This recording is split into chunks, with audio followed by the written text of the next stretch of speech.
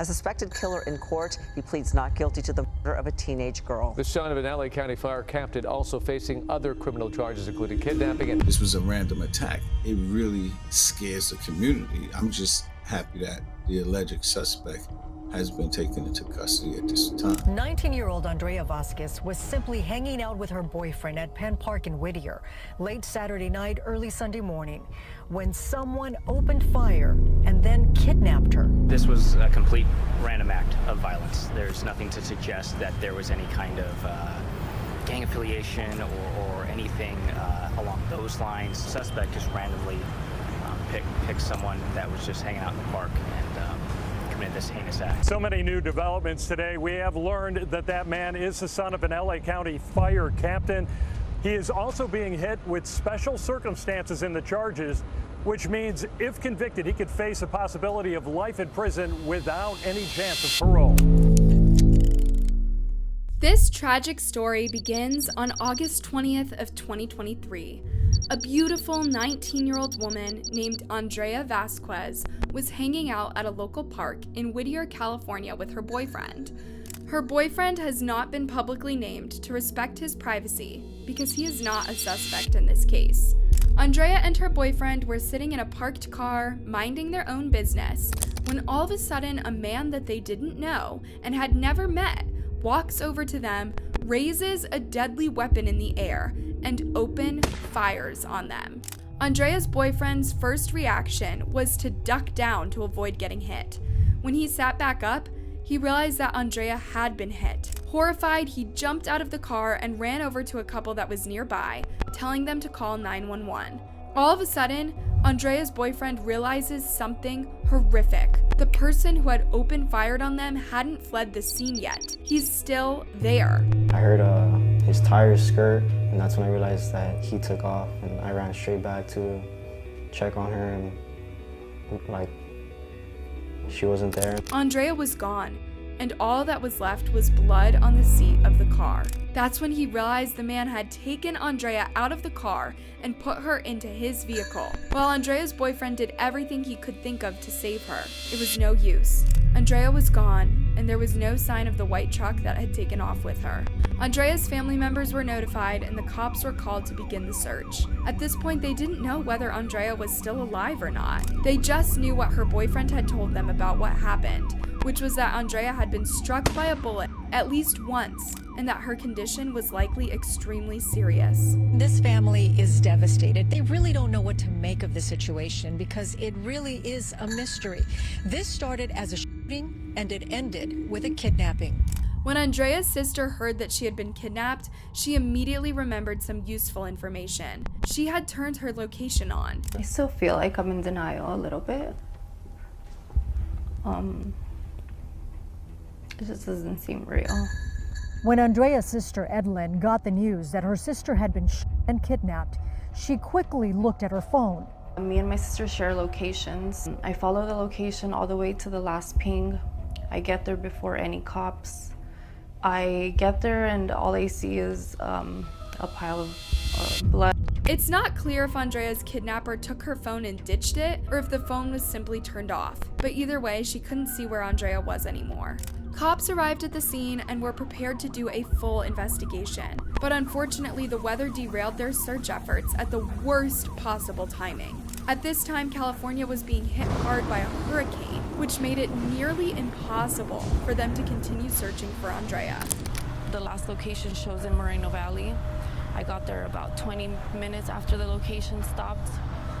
Called the cops there, and they had a search crew, canines, drones, everything around that area. But unfortunately, that's when the hurricane hit that night, so it was really hard to do anything else. Now, after hearing this story about Andrea being struck by a bullet and then kidnapped, it was only natural for people to wonder if Andrea's boyfriend was telling the truth about what happened. Was it possible that something else had happened to Andrea and her boyfriend was trying to cover his tracks? While the story is pretty crazy, Andrea's family never suspected her boyfriend, and they say that he was distraught over what had happened and did everything he could to help out with the investigation. He was very devastated too. He cooperated with the police. They take his cell phone, he take the car. As time passed and still nobody had heard from Andrea or found any sign of where she could be, the grim reality had to have been sinking in for both her family and investigators alike. The family is gravely concerned. The fact that she was shot and kidnapped is a parent's worst nightmare. But still, Andrea's family did not give up hope that she may be found alive. They held a prayer vigil at the same location where she was kidnapped. Her mother's raw emotion was obvious as she begged for the public's help in finding her beloved youngest daughter. A prayer for the safe return of 19-year-old Andrea Vasquez. Her family is gathered here at Penn Park in Whittier, the very same location where Andrea was kidnapped over the weekend. Please help me. I need my daughter back. She's the youngest. Andrea's sister had an emotional plea for the person who took her younger sister. She begged them to have mercy and let her come home to her family. Andrea's mother made the same desperate plea. Just let her go. Just drop her off anywhere. The hospital, just please, if you could just find it in your hearts, just please let her go. She's my life. She's a little girl. She's everything for me. Who would want to hurt this young girl and take her away from her family? Andrea had done nothing wrong. All she was doing was hanging out with her boyfriend. Cops didn't have much information to go off of when it came to searching for Andrea's captor, but they did have the description that her boyfriend gave of his expression right before he pointed his weapon at them. The only thing that I remember that he said that this guy looked so mad. His face was like a very bad person, but like very mad. Andrea's boyfriend would later publicly describe the incident that took place and what he meant by saying that he could just tell by the kidnapper's expression that this was a very evil person. I ducked, and that's when I realized Andrea had been shot. As I crouched and got closer to her, that's when I heard the door open. Andrea had been shot in the head, and now the gunman was walking towards him. When he got really close, he was about like 5 feet, 6 feet, and he just looked at me. He had like no emotions in his eyes. Just he looked like he was on a mission, and I could tell like he didn't really have a heart, you know. Despite everyone still holding out hope for the best possible outcome in the situation, by the time evening came on that same day, Andrea's body was found. She had been viciously assaulted and murdered. Not long after, cops made an arrest in the case and announced that they had the suspected killer, a 20-year-old man named Gabriel Esperanza. Late that same evening, in this large open land area of Moreno Valley, Whittier police found Andrea's body. Detectives arrested 20-year-old Gabriel Sean Esparza of Whittier. He's currently in custody in our jail. His charges are homicide, murder, as well as kidnapping. And tomorrow we expect to present the case to the district attorney's office. So who is Gabriel Esperanza and why did he do this? What was his reasoning for picking Andrea to target? Well, the cops say that he had no reason. He did not even know her. There was no motive other than the fact that he wanted to hurt someone, and she was in his path. Gabriel is a local resident who lived close by to Penn Park where the incident took place. Investigators say it was a random attack, that the two did not know each other. Police say after Esparza shot Vasquez, he kidnapped her. Her boyfriend running for help, returning to find her missing.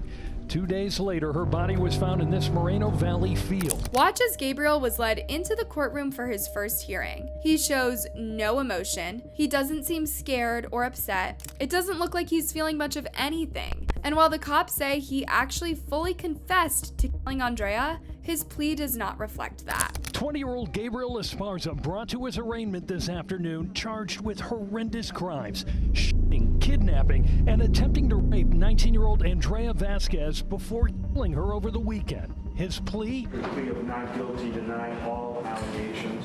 Not guilty. Esparza was arrested Monday at work. He's accused of shooting Vasquez while she sat in Whittier's Penn Park with her boyfriend early Sunday morning. So Gabriel was already facing kidnapping and murder charges, but after a physical exam showed signs of assault, he later got additional charges for that as well. The cops believe that Gabriel drove with Andrea lying bleeding in the bed of his truck until he got to a remote area where he could have his way with her without anyone seeing him. It was at that point that he took advantage of her before dumping her body and leaving the scene. It's not clear whether Andrea was still alive during the assault or if she had already passed away due to blood loss from the wound in her head.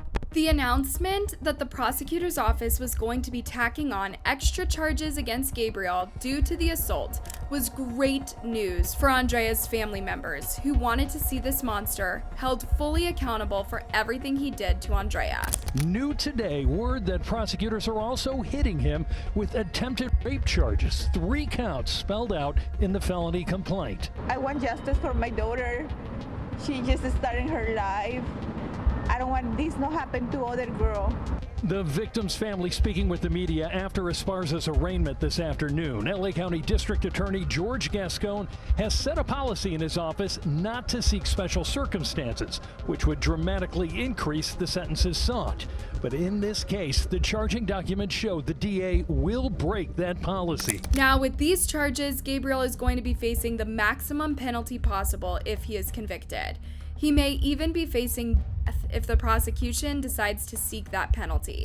Esparza now facing life in prison without the possibility of parole or even the death penalty. I am pleased that he did add the special circumstances when it comes to committing a kidnap and the commission of a murder and committing an attempt rape twice in the commission of murder.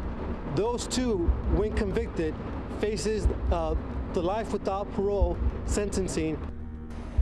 Now, the suspect Esparza is due back in court October 25th. An autopsy of the victim is scheduled for tomorrow. So are the cops sure that they have the right guy responsible for this heinous act? After all, he did not have a violent history, at least not one that was known to law enforcement. He was the son of the town's fire chief, and he came from a good family.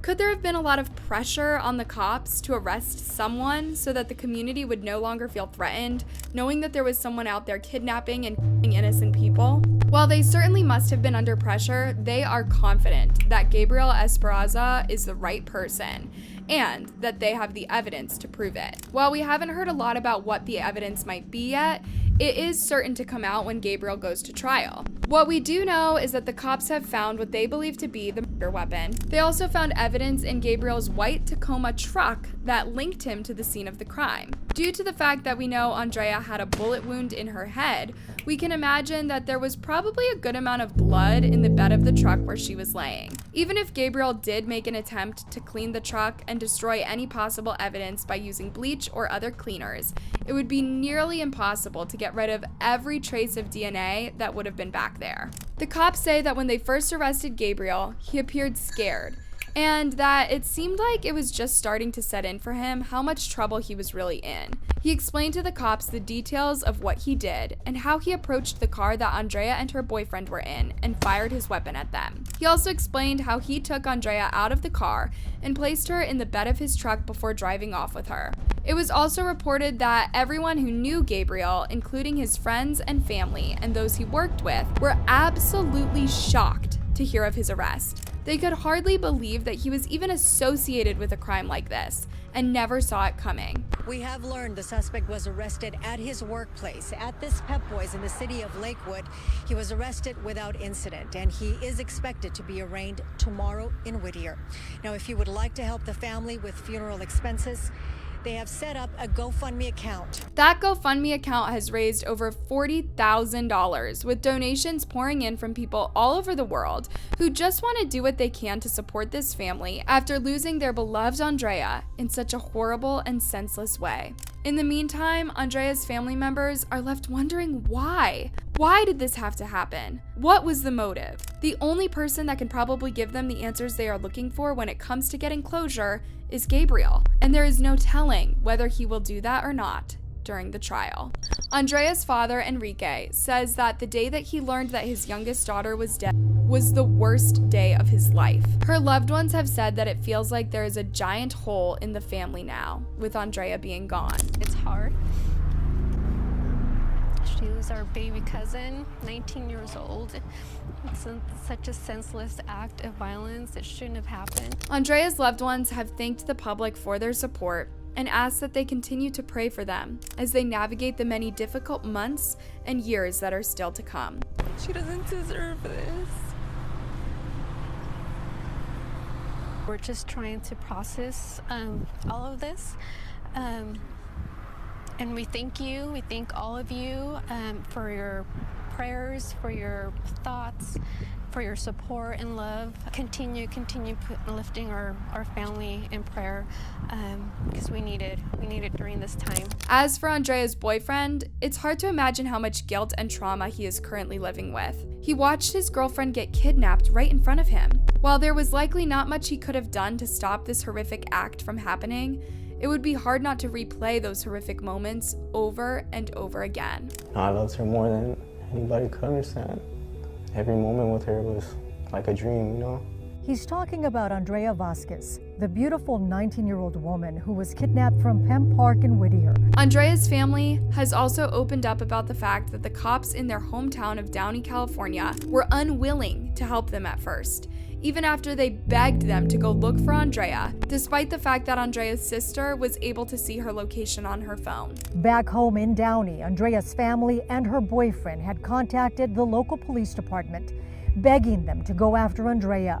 They had her location. They say you have to go to Whittier police, and I say I can't even drive. I was shaking. I cannot drive, and they said then you have to wait till they come here. Andrea's aunt said that she begged a female officer to do something, anything, to try and find the person who kidnapped her niece, but that officer seemed to be really dismissive of her. It hurt me so much to see my sister like that, and I approached to one of the officers, and at that time we believe it was a white truck, and I say to the officers, please, it's a white truck, they have my niece, please can you do something? You know, her sister is tracking her phone. The officer told me, you know how many white trucks are on the freeway, and I told her, stop all of them. At the end of the day, many think that's exactly what the cops should have done. A girl's life was on the line here, and they should have been willing to do whatever it took to get her back safely. Why couldn't they do that? Simple as that. Retired LAPD detective Moses Castillo says Downey police should have chased after the victim, even if it was out of their jurisdiction. You get in that car, go code 3, and respond towards that way, and on the way over there, you start communicating to your communications, notify CHP, let's get an airship, let's get resources rolling in that direction, and connect with the lead agency to get on the same page. The Downey, California Law Enforcement Office has put out a statement about Andrea's case and basically said that they did do everything possible to find Andrea. Downey police issued a statement that says in part, the Downey Police Department became involved in the investigation on August 20, 2023. Downey officers immediately began gathering information from her boyfriend and family members, relaying all information, including Andrea's cell phone tracking data, to Whittier officers. The investigation continued round the clock. However, sadly, Andrea's body was later located in a field in Moreno Valley. Meanwhile, we still don't seem to be any closer to learning a possible motive for the murder.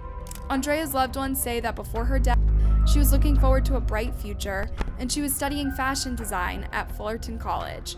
She had big hopes and dreams for her life, and now she will never get to see them through because one selfish man decided to steal her future from her. She didn't deserve this at all. If, anyone knew her, they knew how much of a good person she was. I always love her, and I just miss her a lot. A trial date has not yet been set for Gabriel Esperanza, and it could still be a while before we see this killer get the justice he deserves. But Andrea's loved ones are determined to make sure that not only she gets her justice, but that her name will never be forgotten.